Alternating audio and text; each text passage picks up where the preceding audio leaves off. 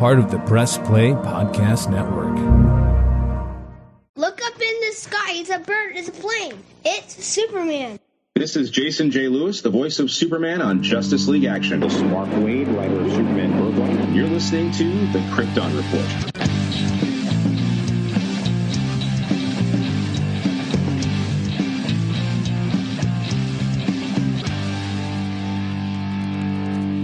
On today's Krypton Report Spotlight, we're going to be looking at one of the best Superman, who has had a crucial impact, I think, on just the way everything has been done, as well as just had a rocky go as the character. And someone who has deserved much better. And that's right, we're going to be talking about Brandon Routh. Brandon, of course, most notable for playing Superman in Superman Returns, where he was tasked with playing basically Christopher Reeve. And, you know, part of his look of being similar to Christopher Reeve is what got him the gig. And I'm not going to dive into the whole history of that film because, you know, there was different actors being considered and directors swapping places. And, you know, at one point it was basically like Brett Ratner and Bryan Singer just traded projects. Ratner taking X-Men 3 and Singer taking Superman. And Brandon was pulled from Bryan Singer because, funny story is, Henry Cavill actually tested for the role, and I think he tested under Ratner, if I'm correct. But I could be wrong. I don't remember. I just know he did test for the role. Anyways, Brandon then would later come back and get to play an older version of his Superman that was more of Brandon getting to play the character himself, not so much needing to be Chris. And that, of course, was in the Crisis on Infinite Earth event. I'm currently looking at the poster of him in his costume in front of me as I record this. I just want to say, if you are interested in hearing Brandon talk himself about his experiences, check out Michael Rosenbaum's podcast. He's had Brandon on there a couple of times, and it's very interesting just to get to hear the story from the man himself. But without further ado, let's dive into some Brandon Routh. Brandon James Routh was born October 9th, 1979. He is an American actor. He played Superman Returns. In 2011, he played the title character of the film Dylan Dog, Dead of Night. Great movie, hard to find. It's based on like an Italian comic. Great cast, fun. And I think he has a better look physique-wise in Dylan Dog than he did as Superman. He also had a recurring role in the NBC series Chuck. It's Daniel Shaw, which was pretty cool because he was with Zach Levi. Routh had a supporting role in the film Zack and Miri, Make-Up Porno, and Scott Pilgrim vs. the World. He was great in Scott Pilgrim. In 2014, he was cast in a recurring role as Ray Palmer / The Atom on Arrow. He would later go on to play 2 other series in the universe. He would guest on The Flash, and then he would be on Legends of Tomorrow as Ray Palmer. And then, of course, he left Legends of Tomorrow in 2020, and that's really when I stopped watching. Not to go on a tangent, but that show has really become the craziest, weirdest thing there is that makes no sense, and it's the most un-DC show. He went to the University of Iowa. He is married to Courtney Ford, who was Damien Dark's daughter on Legends, which isn't that a gas? I think it's awesome. And, of course, their characters found love on the shows, and I think it's dope. He is 6'2.5", which is very important when you talk Superman height. You know, you got to be up there. So Brandon and I can high five each other because I'm between 6'2" and 6'3" ever since the back injury thing. So I'm there with you, buddy. Routh is the third of 4 children. Was born in Des Moines, Iowa, to Catherine Levon, a teacher, and Roland Ray Routh, a carpenter. He was raised in nearby Norwalk. Routh was raised in a Methodist family and has English, Scottish, German, and Dutch ancestry. He grew up about 100 miles south of Woolstock, the birthplace of George Reeves, the second actor to play Superman, but the first one to be on television. During his childhood, Routh thought a full-time acting career was unrealistic, citing his small-town background. In his spare time, he played the trumpet and the piano. Routh attended Norwalk High School, where he played sports and portrayed music and theater. He attended this school at the same time as Jason Momoa, who I have met, who would also later become an actor in DC as Aquaman. Then they played soccer together. He has described himself as a mama's boy and not the most popular kid. During his school years, Routh also had noted that during his younger years, he was fond of the Superman films and comic books. Routh attended the University of Iowa for a year, aspiring to be a writer. During this time, he modeled and acted in order to earn his tuition expense. Which is so interesting for me to think like modeling and acting is like something you have to kind of break into, that you could actually do, that you were good enough to do that as a side job to pay for things.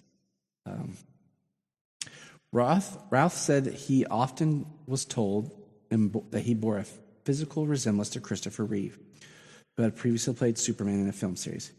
His former manager signed him on because of the resemblance, telling him that he thought Routh would be cast as Superman if there was ever another film in the series. That's crazy. Just throwing that out there. In 1999, Routh left university and moved to Manhattan, then Los Angeles, where he pursued a full-time acting career. First appearance as an extra in Christina Aguilera's 99 music video for What a Girl Wants, which I'm tempted to go actually watch that now to see if I can find him. He had his first acting role that same year in an episode of the short-lived ABC television series Odd Man Out, which I did watch. In 2000, he had a 4-episode role on season 3 of MTV's nighttime soap opera Undressed. Routh subsequently appeared on the WB's Gilmore Girls in a February 2001 episode, Concert Interrupted, playing a Bengals concert attendee, and earned steady work on the soap opera One Life to Live, playing Seth Anderson from May 23rd, 2001 until April 17th, 2002. Prior to Roth's casting as Superman, the film Superman Returns, Warner Bros. Had spent over a decade developing the franchise. And we'll skip all this because we've talked about it in many other podcasts. Routh was 24 and he had previously auditioned for McG, like I said, and was spotted by Singer after he viewed Routh's videotape audition. Singer, who has since stated that Routh was the embodiment of our collective memory of Superman. I can't argue with that. Was impressed by Routh's resemblance to the comic book icon and found the actor's humble Midwestern roots perfect for the role, as well as his combination of vulnerability and confidence, which Singer said reminded him of Chris. Routh's casting was announced in October of 2004, making him an instant celebrity. Before filming began, Routh bulked up for the role, gaining 22 pounds to reach a height of 218 pounds. Filming for Superman Returns began in February of 2005. Routh's film critic Robert Ebert felt that Routh lacked charisma as Superman, and I suppose as Clark Kent, he isn't supposed to have any. And I think part of it is maybe Routh's coming up as a character, but I think part of it is going to fall to this director of Singer, basically making him Chris and not letting Routh be the character. At the 2006 Spike TV Awards, Routh won the award of Best Superhero as Superman, beating out Hugh Jackman as Wolverine. So suck it, Wolverine. Suck it, Hugh Jackman. In August of 2008, Warner Bros. Officially announced they intended to reboot the Superman franchise. Routh was still set to reprise the role, according to DC Comics president. In 2009, however, Routh's contract to play Superman in another film expired, and he said at the time he would like to return if given the chance. However, British actor Henry Cavill went on to be Superman in the reboot, which is so interesting because Routh has been on record saying, he was Superman until he wasn't. And that's kind of like where Henry Cavill is. He is Superman until he isn't. And, just a quick note, it's so interesting that Superman Returns and Man of Steel exist in this very interesting bond of one being the antithesis of the other as far as filming goes.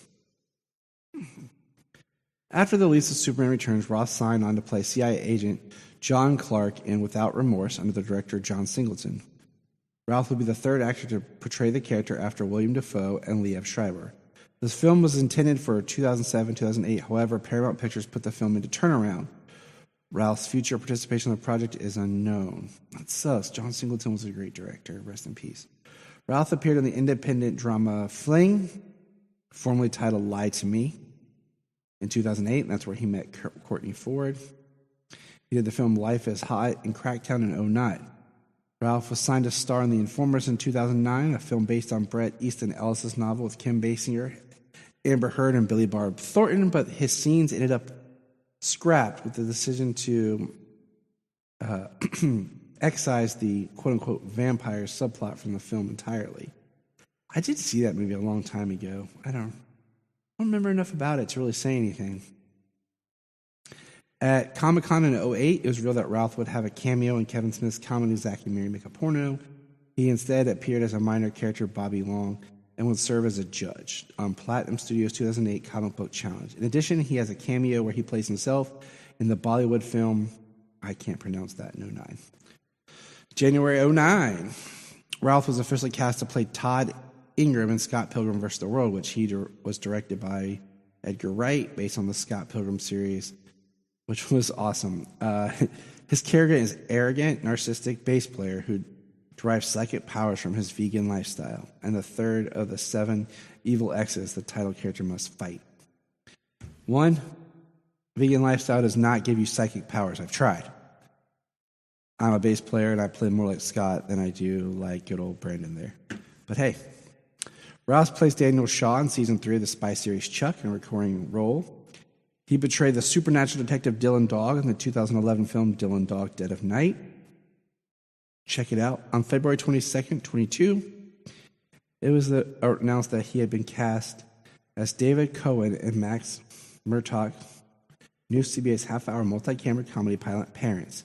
He played Michael Urie's character's steady parent along with David Kermoltz and his table of 3 co-stars Sophia Bush. The series was canceled after only 6 episodes had aired.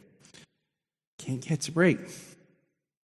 In 2013, he was in the video game Call of Duty Ghosts. And then in July of 2014, he signed on to be Ray Palmer, which originally was supposed to have been Ted Kord. But then there was going to be the Ted Kord / Booster Gold Blue Beetle series that never happened, and it was all twisted and legal, and he became Ray Palmer. That same year, he starred in the Hallmark Channel's Christmas-themed movie, The 9 Lives of Christmas, which I watched just because he was in it. In January of 2015, he was in very early talks to be Ray Palmer in the spinoff, which would be Legends of Tomorrow. And, of course, he would then go on to become the more Kingdom Come-styled Superman in the 2019-2020 crossover. Wow, that's a lot. That is a lot.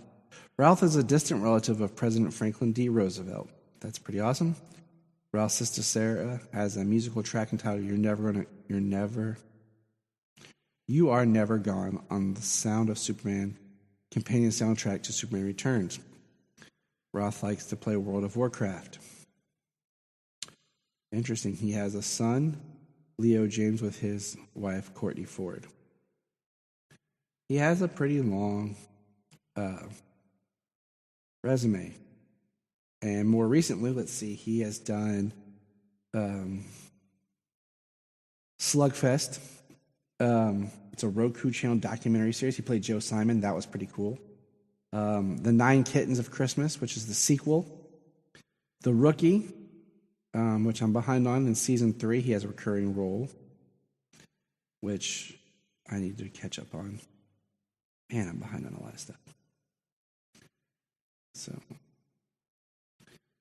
let's see if we have any more fun facts about Mr. Ralph here. I was bummed that I didn't get to meet him at Metropolis, and he doesn't really put up like a lot of his social of when he's out and about, because he is one of the Superman actors I haven't met, but I would really, really like to meet. And I think he'd be a very nice guy. That's all I've ever heard about him, and so I'd like to meet him. Went as Clark Kent and Superman for Halloween party in 2003 and won a costume contest. dressed up as Batman for Halloween in 2004. That's pretty funny. His brother is a police officer in Des Moines.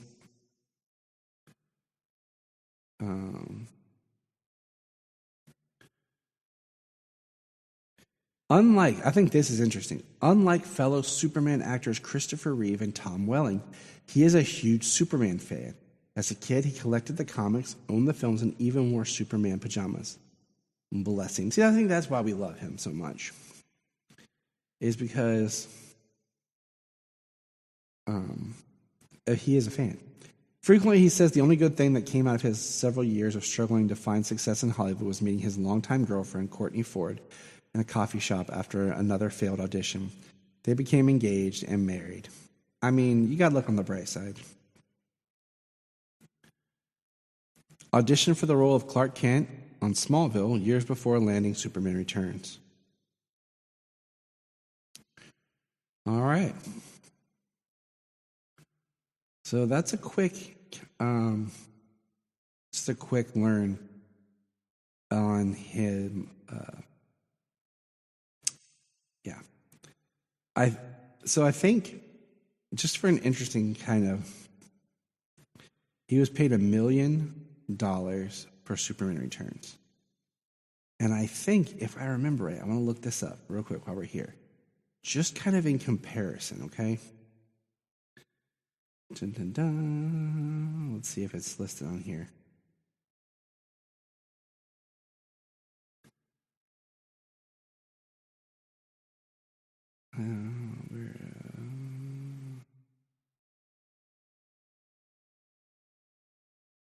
It's not on here.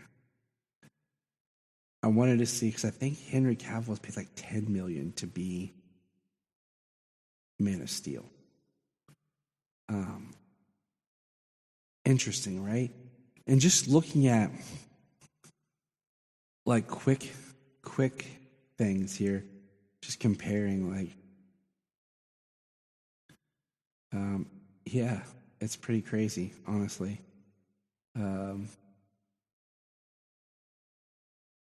But anyways, Brandon Routh deserved better. I'm glad he got to kind of put a button in on his Superman, but he still deserved better. We thank you, Brandon, for your time as the character and the love that you have shared with us for the character, because we love you as Superman. And remember, Look up in the sky. We just want to say, if you've enjoyed this podcast, please check out other podcasts on the Press Play Podcast Network. But also, if you love Superman and DC Comics, please listen to the following: The Last Sons of Krypton, Superman the Animated Podcast, Holy Batcast, The Geek of Steel, Digging for Kryptonite, The Aspiring Kryptonian, The All-Star Superfan Podcast, and Superboy the Legacy Podcast. Enjoy.